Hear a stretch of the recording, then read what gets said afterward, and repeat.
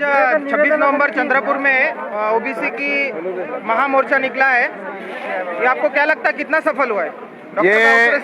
ये 101% सफल हुआ है, क्योंकि हमको जिसकी अपेक्षा थी उससे बड़ी मात्रा में यहाँ पर ओबीसी क्राउड मौजूद था। और ये हिस्टोरिकल है, क्योंकि भारत में ऐसा पूरे ओबीसी समाज का कोई और नहीं, सिर्फ ओबीसी ही आए। इतने सैकड़ों जातीय में विभाजित ओबीसी आज पहली बार भारत के इतिहास में जनगणना के मुद्दे पर चंद्रपुर में इकट्ठा आए और उन्होंने पूरे महाराष्ट्र को नहीं, पूरे देश को संदेश दिया है कि अगर हमको गिना नहीं जाता है तो हम सरकार को या शासक जातियों को गिनेंगे नहीं। आपको लगता है कि जो इतना बड़ा ओबीसी का मोर्चा था लाखों की संख्या में, इसका कोई परिणाम नेताओं पे कुछ पड़ेगा? सवाल ही नहीं है। नेताओं को हमने संसद में या विधिमंडलों में इसीलिए भेजा था कि वो हमारी बात कहे, लेकिन अगर वो बात नहीं कह रहे थे इसलिए लोगों को सड़कों पर आना पड़ा और अपनी बात खुद होके सरकार के सामने रखनी पड़ी। और इसलिए जब सरकार के बीच में जो प्रतिनिधि है उनको छोड़कर जनता जब खुद रास्ते पे है तो डर का माहौल प्रतिनिधियों में भी है, क्योंकि जनता इनको गिनना बंद कर देगी।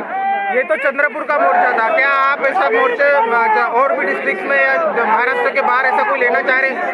अभी वर्धा और गढ़चिरौली के और औरंगाबाद के मोर्चे की तारीख निकल गई है और ऐसे मोर्चे चंद्रपुर से प्रेरणा लेकर सारे देश भर में होने वाले हैं। और ये जो 2021 की जनगणना है, ये अगर इसमें ओबीसी का कॉलम नहीं है, फेल है, ये 100% मैं बोलता हूँ।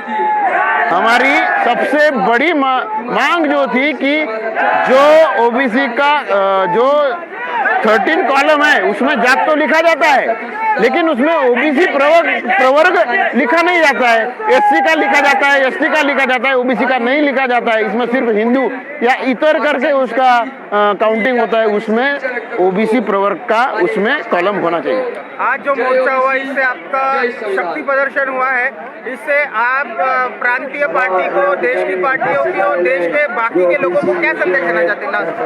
हम यह कहना चाहते हैं कि अगर आपके हक और अधिकारों को छीना गया है पिछले आजादी के 70 सालों में और आप अगर खुद आवाज नहीं उठाते हैं तो आपके लिए कोई आने वाला नहीं है। आपकी लड़ाई खुद लड़नी पड़ेगी। जैसे चंद्रपुर के लोग खुद सड़कों पर उतर आए हैं, आपको भी उतरना पड़ेगा, क्योंकि मांगने से सिर्फ भीख मिलती है और अधिकार लड़ने से मिलते हैं। धन्यवाद।